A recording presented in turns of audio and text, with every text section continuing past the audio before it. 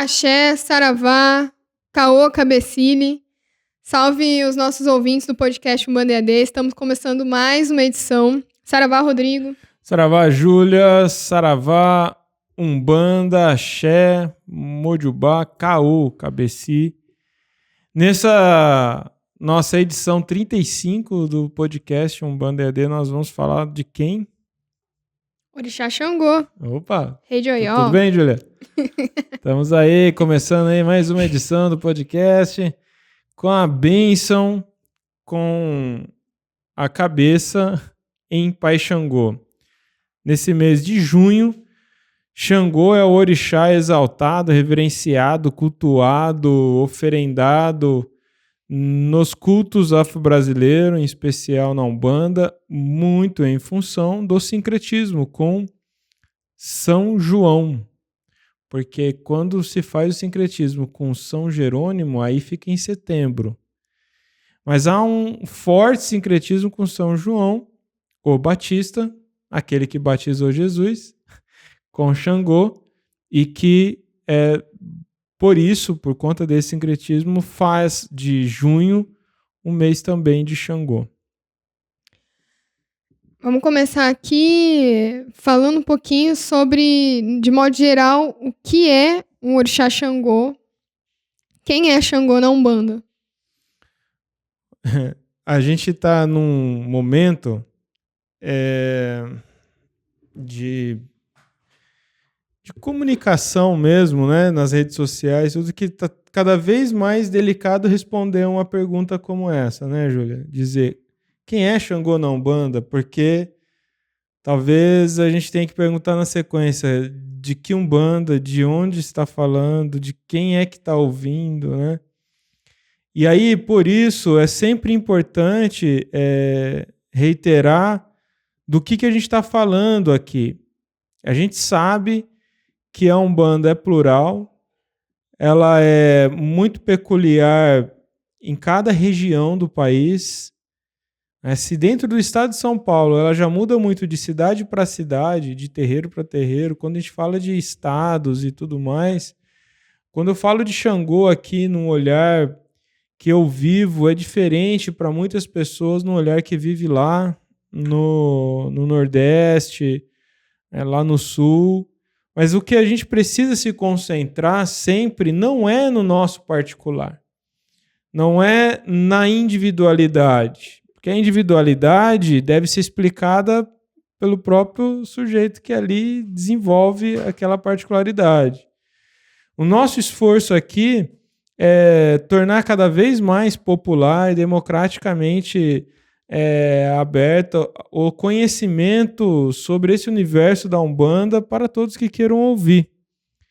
Dentro do sistema teológico que eu sigo, que é a teologia de Umbanda promovida, desenvolvida, divulgada, codificada, canalizada, psicografada por Pai Rubens Saraceni e fomentada, desenvolvida ao longo de essas quase 3 décadas por todos nós que fazemos parte desse movimento de estudo, de reflexão, de episteme da própria religião aqui.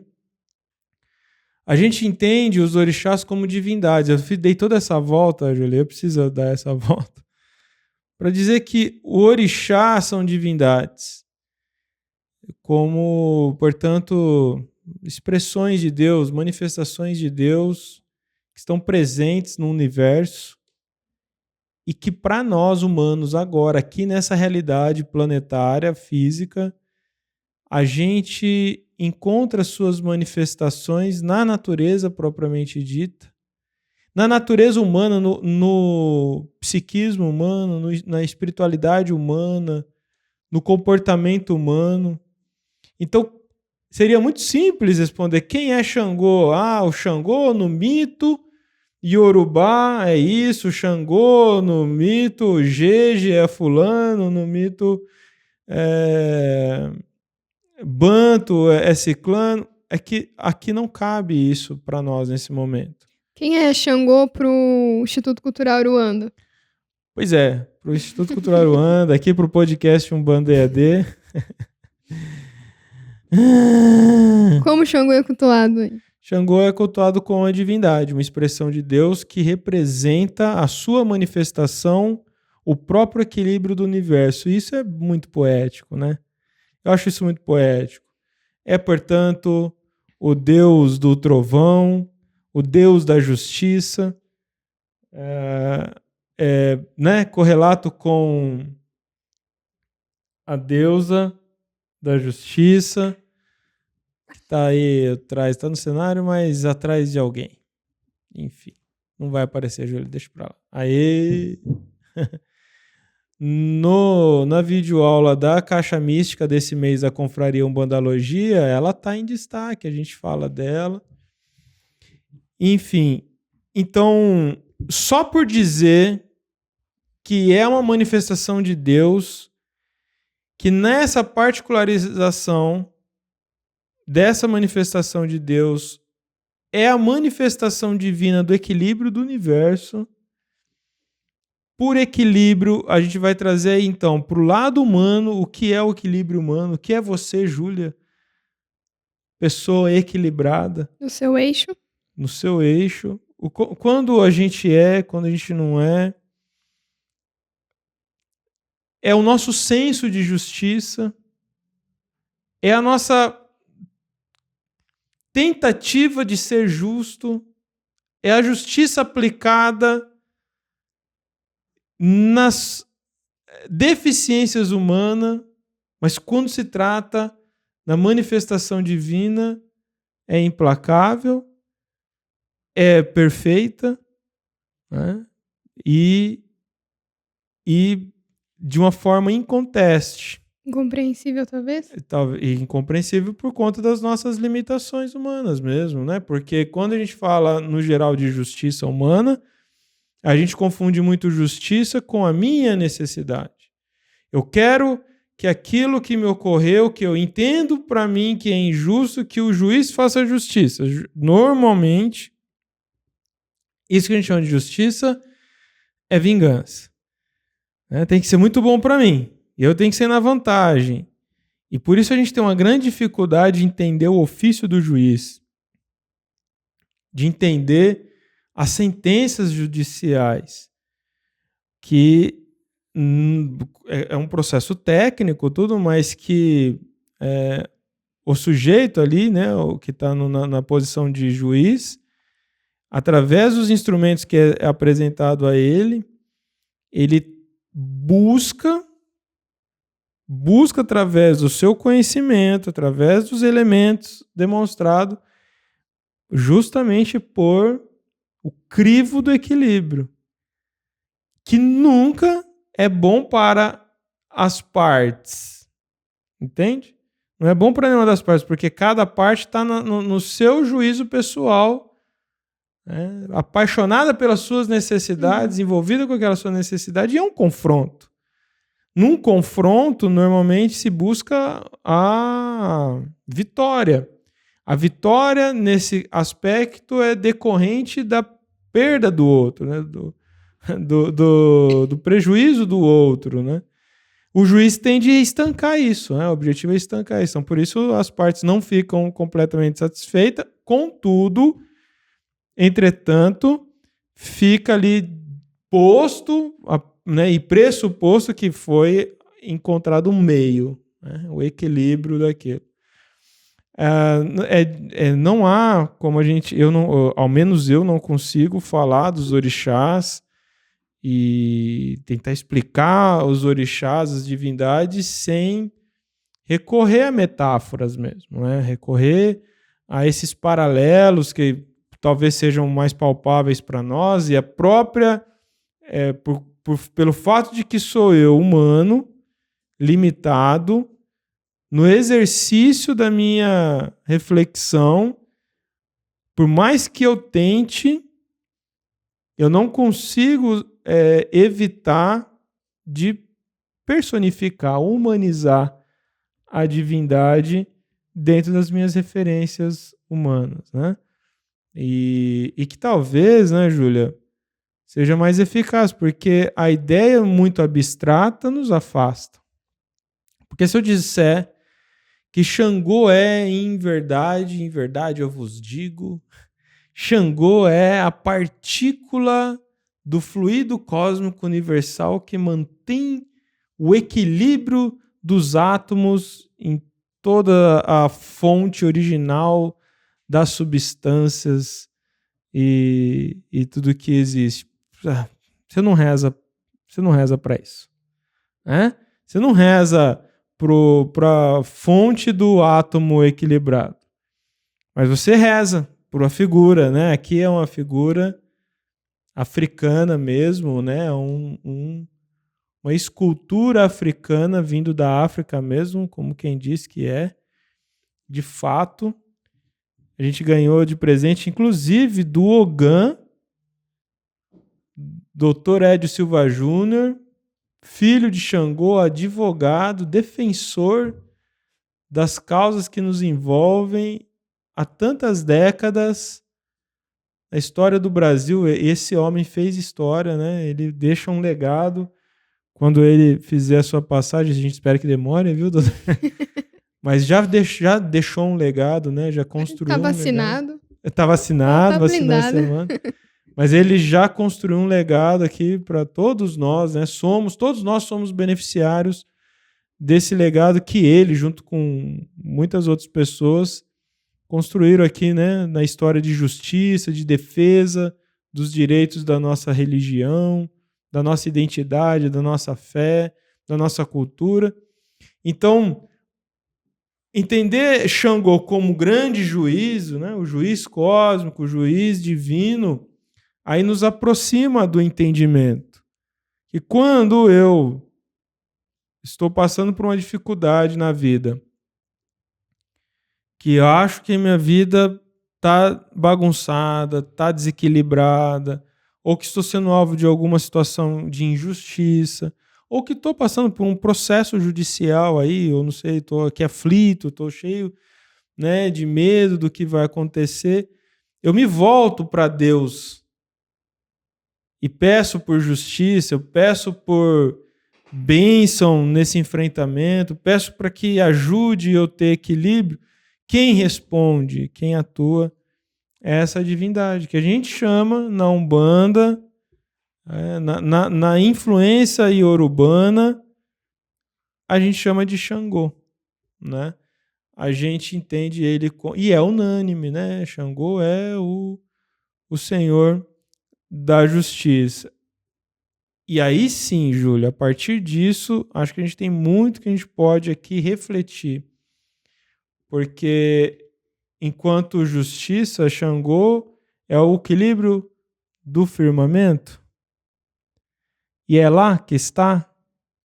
E é ali que fica. Né? Então a gente entende que, em essência, Orixá Xangô é o equilíbrio. E aí você pode se aplicar a vários entendimentos e aí sobre isso. Infinitas camadas da vida, né? Entendemos que por equilíbrio ou justiça não existe realmente um lado. É o eixo. E nenhum lado, nenhum outro é beneficiado. É tão difícil. Tão difícil, e por isso tão difícil entender. Isso. É tão difícil a gente aceitar isso para nós, né?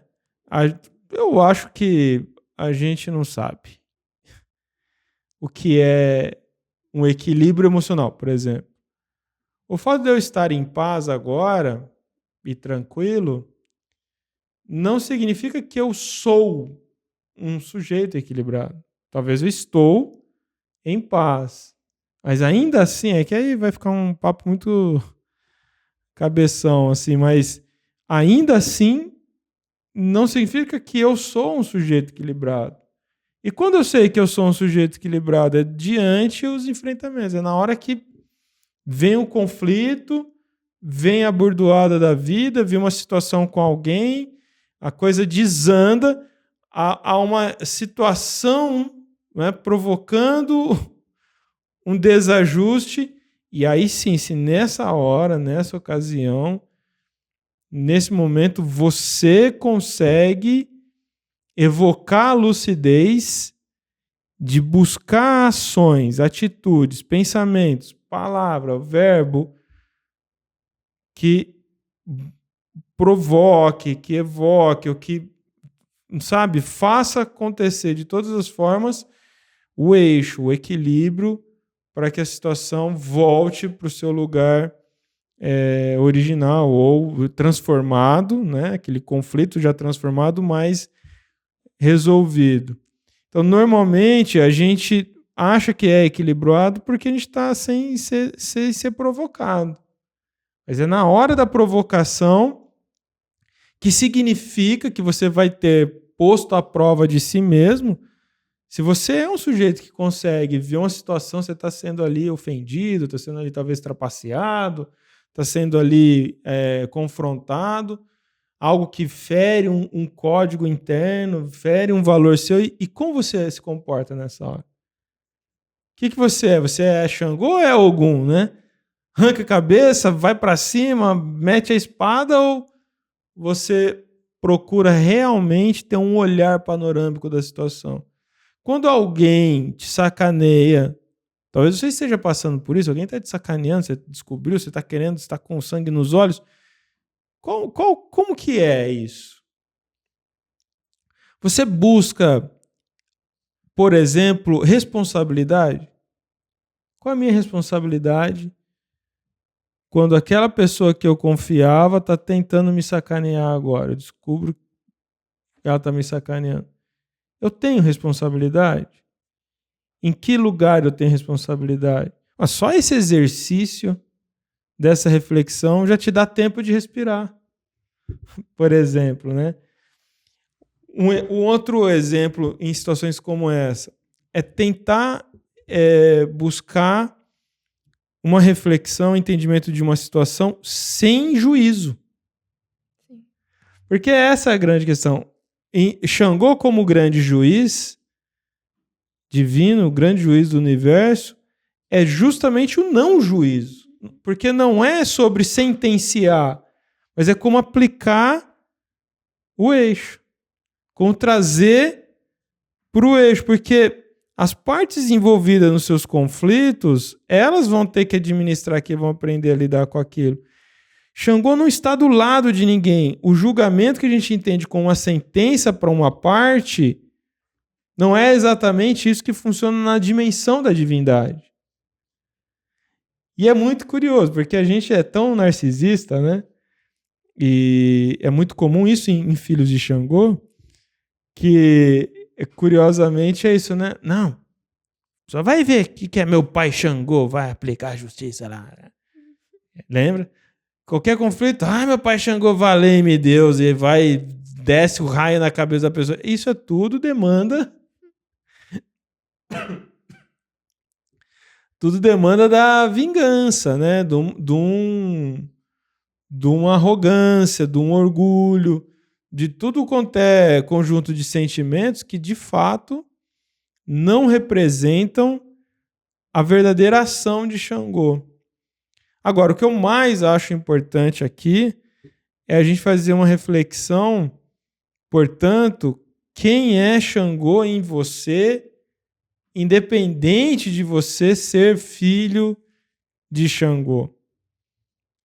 Nós temos uma premissa, uma crença que nós somos filiados por orixá. Eu sou filho de um orixá, a Júlia é filha de uma orixá, você. No entanto, somos compostos por todos os outros. Por mais que eu tenha na minha cabeça, no meu ori, uma ancestralidade, depois dessa configuração ancestral, todos os outros circundam a minha coroa. Fazem parte da minha coroa. Isso não é nada novo, porque isso já é lá na cultura iorubá já é assim entendido. Você é iniciado, você recebe a coroação do orixá ancestral e vai reconhecer qual é a trama dos outros orixás que circulam o seu ori aí, cada um numa escala própria. para nós, e nessa Umbanda, a Umbanda como a gente vive, e que há mais de 20 anos eu prego aqui, e tento cada vez mais tornar palpável isso, é o seguinte: muito bem, muito bonitinho, os mitos, muito interessante entender teologicamente o orixá, a gente tentar pôr racionalidade, organização, nisso tudo que é tão metafísico, isso tudo que é tão subjetivo no campo da fé. Eu aprendi, Júlia, com o Pai Tupinambá, com o Pai João de Angola, com Tranca-Ruas, enfim, com as entidades que me amparam, que sustenta o Instituto Cultural Aruanda, que são mentores do Umbanda EAD, que a gente tem por desafio despertar a consciência para reconhecer o orixá em nós. E não é o meu orixá. Eu, filho de Ogum, não é reconhecer Ogum em mim apenas, mas é eu reconhecer Oxalá em mim, é eu reconhecer Oxum em mim, eu reconhecer Iemanjá em mim, eu encontrar Xangô em mim. E aí, num dia como esse, um momento como esse, um mês como esse, é oportuno o exercício da reflexão. Quem é Xangô em mim? A gente pode ficar aqui discutindo cor da vela, cor do orixá, cor da conta. Mas agora, que você que está ouvindo esse podcast, está aí nos acompanhando, eu convido a essa reflexão. Quem é Xangô em você?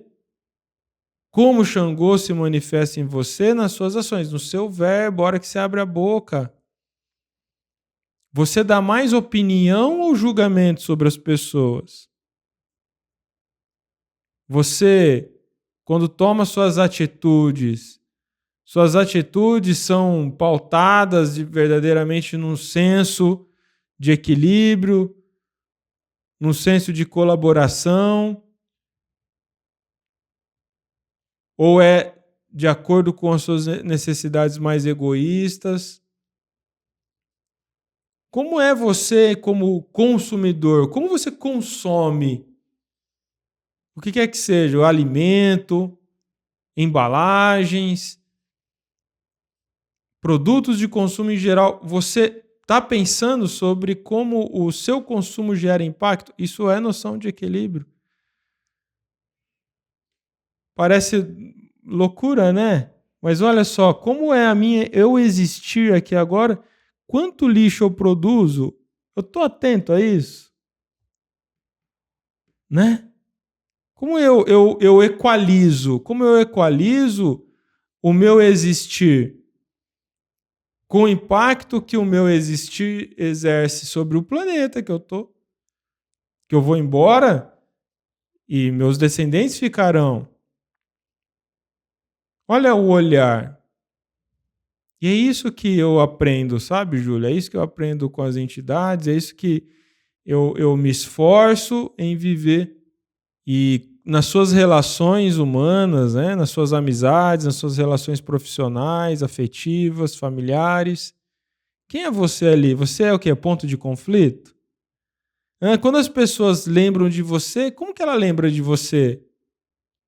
Você é a persona bem-vinda? É a pessoa que traz uma boa atmosfera? Ou é o sujeito que está sempre reclamando, é o sujeito que está sempre criando conflito, está sempre falando de alguém, fazendo juízo de valor sobre a vida alheia? Como que é isso? Então, eu estou falando isso porque a gente vive numa sociedade, numa cultura que isso tudo que eu estou apontando é muito posto como normal, como tudo bem. Então, a provocação aqui é que quando você pensa no orixá Xangô, qual é a melhor forma de eu me relacionar com o orixá? É acendendo vela? É eu fazendo oferenda? É eu cantando um ponto? é também para eu ritualizar. Isso é ritual.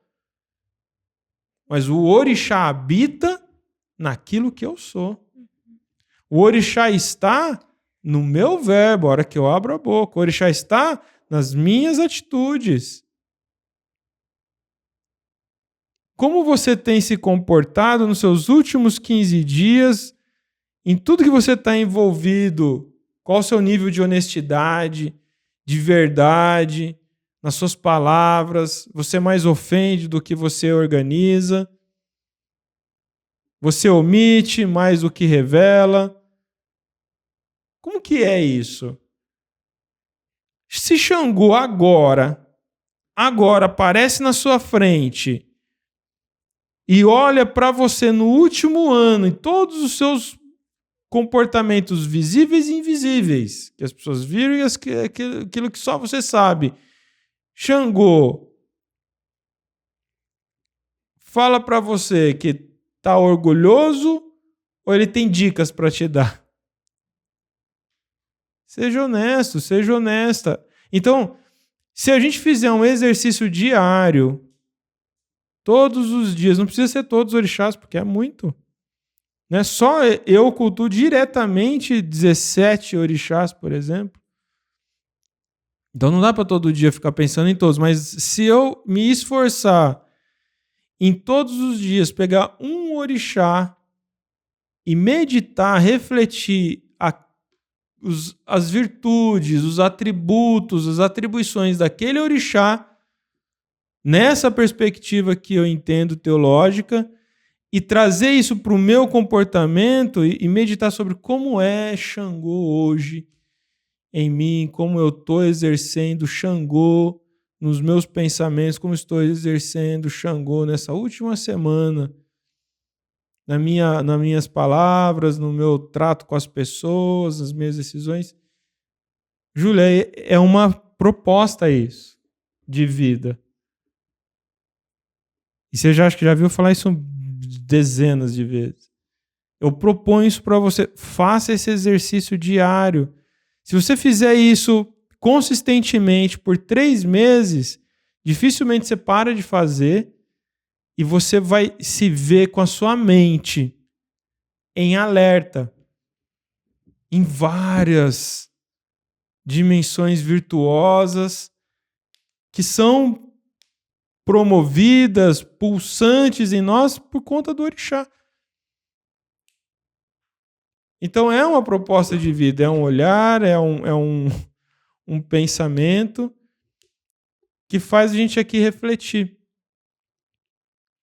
E estou muito feliz de estar falando tudo isso hoje, conversando bastante com a Júlia, que ela está muito falante, e vou passar para você. Terminamos nossa masterclass sobre Xangô. Agora talvez eu possa fazer uma pergunta. Faça uma pergunta. Ai. Ok, entendemos Xangô na essência. Ou na filosofia. Na né? filosofia, na essência. Muito importante. Afinal, mas qual é a cor de Xangô? Mas qual que é? Qual que é a erva de Xangô? Qual que é a vela? Por que ele usa coroa, Rodrigo? É muito interessante, né? Mas como é que a gente pode se relacionar de forma prática com Xangô, já a gente entendendo tudo claro, isso? Para estimular tudo isso, né? Ritualizar com ritualizar Xangô. E viver uma Você sabe que fé assim. Eu uso como erva de Xangô a goiabeira, folha de goiaba. E gosto muito, E eu não sei se eu aprendi isso com o herveiro ou se eu aprendi isso já no começo, com a vida mesmo, conversando com os mais velhos. Então, sempre que é para eu buscar uma erva de Xangô, eu uso a folha de goiabeira, uso também a arruda e a aroeira. Angico também, mas aroeira que é a pimenta rosa também, né?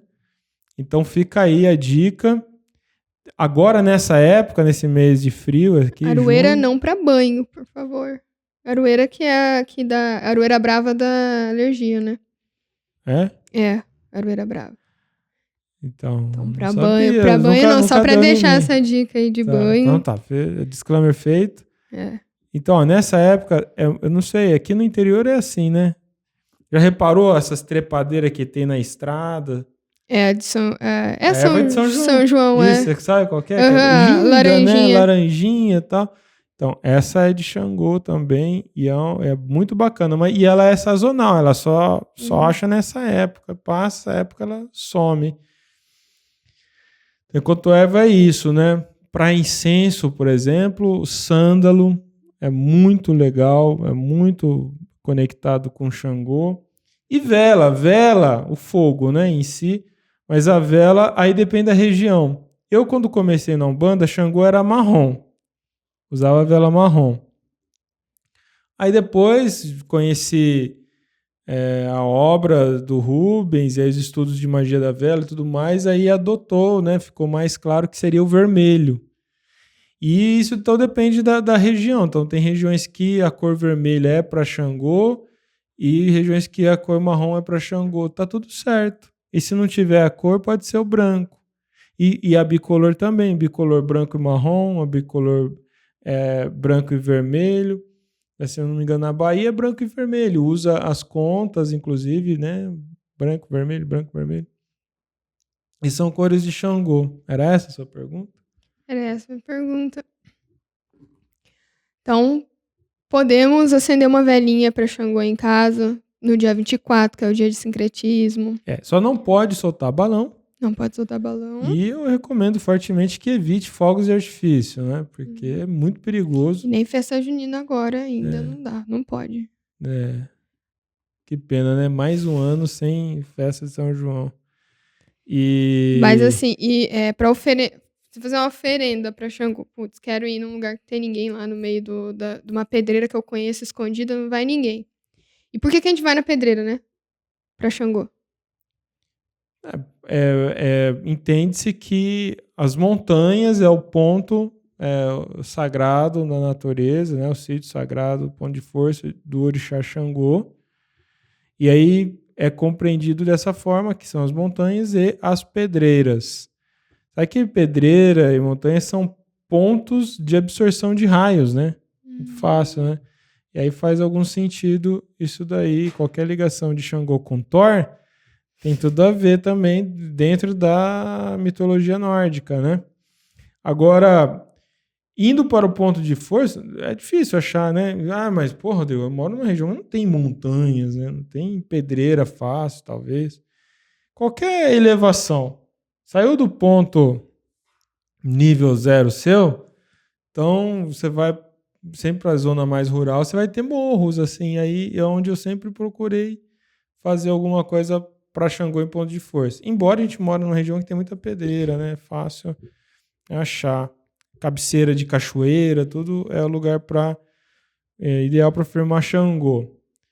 Eu vou falar uma coisa muito simples, assim, bem simples, que você pode levar uma vela, pode levar uma cerveja preta, não me pergunte por quê. Cerveja preta para Xangô. Sei que é convencional, realmente. E olha só, eu que sou cheio das perguntas, eu nunca tive a curiosidade de entender por que cerveja preta para Xangô. Para mim ficou tão claro quando eu entendi a cerveja branca, que aí eu nunca me perguntei por que a cerveja preta. Eu acho que é só uma distinção. Convencional, popular, não acho que tenha uma explicação. Se alguém tiver, mande para nós aqui e eu faço essa errata depois, enfim. Eu não sei mesmo. E a cerveja preta para Xangô, apesar de eu não saber, usa-se convencionalmente. É intuição. Xangô que me disse. Não foi nada disso. Aprendi assim, meu. Olha só, eu descobri que eu faço uma parada que eu aprendi, nunca me questionei por que eu tô fazendo. Que é tão gostosinho, né?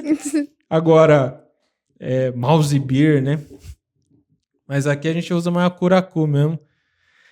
É curacu? Caracu, não é? Caracu. Não? Sei lá. É caracu, que é que tem um boizinho na frente. Caracu, Então, eu não tô acertando, né? Mas enfim, na falta da cerveja preta, pode ser o vinho tinto seco. O licoroso se utiliza para Ogum. O que seria? O licoroso é o doce, enfim, ou o vinho do Porto, tal, né? Um Ogum mais chique no último. Ogum requintado. Ogum do Porto, Ogum português. Mas que seria o vinho licoroso, que é uma delícia, né? Bom, enfim, e, pô, basta. Viu, Júlia? Basta. Uma vela, uma cerveja e um charuto. Charuto, né? Não gosta de usar charuto por algum motivo? Então use um incenso de sândalo. É o suficiente. Ah, mas eu quero fazer uma coisa mais rebuscada. Ah, então você manda um e-mail pra gente, a gente te orienta, a gente tem material aqui, né? Porque aí você pode fazer oferenda, você pode incluir flores, frutos, raízes e fazer um banquete. Tudo depende da sua predisposição, seu interesse. Agora, no mínimo é isso. No mínimo você pode levar uma vela, um charuto, uma cerveja preta e tá no ponto de força. Porque o mais importante, né, nessa ritualização é você estar no ponto de força, você fazer esse deslocamento, sair da sua casa, ir pro ponto de força do orixá e lá estar. Sentar, cantar, bater cabeça, reverenciar, meditar, rezar e ali no mínimo meia hora e entrar nessa atmosfera, receber esse axé e ir para casa realmente abençoado, transformado por esse encontro. Ir ao ponto de força é sempre uma experiência extraordinária. Também, em função da pandemia, diminuímos muito isso, né? Principalmente em grupo. Mas se você tendo a oportunidade, vá, aproveite, faça esse seu encontro com o orixá no seu ponto de força sagrado. É isso, né? Falamos bastante aqui de Xangô e vocês que estão nos acompanhando, mande uma mensagem para nós. Eu quero convidar a todos para fazer parte do quê, hein, Júlia? Eu vou deixar você falar. Convidar a todos? Pro Telegram. Telegram. Acho que tem perguntinha ali, não tem, não? Ah, vai ficar tendo, né? Como fazer a correlação do orixá na Umbanda com o mito iorubá? Como trazer para ter essa correlação? É só você entender o mito. Orixá na cultura iorubá, o Xangô já é, né? Ali o orixá da cultura iorubá. Então, agora, se você está falando de ritualização, você tem que ter iniciação, você tem que ter sido apresentado, né? Aquela iniciação, aquela referência. É isso. Vamos ver, ó, que a Treve colocou. A cerveja preta é doce e diminui o fel da cólera, do fogo e aplaca a energia do fogo da justiça. Muito poético isso. Não me parece um fundamento, mas uma bela poesia. Dia que se comemora o dia de Xangô. Então, se for pelo sincretismo com São João, que dia que é? 24, né? 24 de junho. Filosoficamente, o senhor pode falar sobre juízo de valor? Juízo de valor é, por exemplo, quando você faz o julgamento a respeito do outro. Sei lá, então a pessoa... vou tentar dar um exemplo aqui. A pessoa gosta de beber cerveja. E você julga que é errado ela beber, que é um absurdo, que a pessoa que bebe cerveja é uma pessoa XYZ. Então, isso é um juízo de valor. Quando você configura ela num enquadramento que normalmente é negativo, pejorativo, isso é um juízo de valor. É isso. Ó, Alexandre Comino está aqui com nós, ó. Ao vivo. É isso. Então, vamos chegar ao final aqui da nossa transmissão. E quem acompanha aqui no Instagram, muito obrigado. A gente está chegando ao final da gravação do nosso podcast. Júlia. Gratidão, Xangô. Xangô, muito grato. Axé, Saravá. E até a próxima semana. Tchau.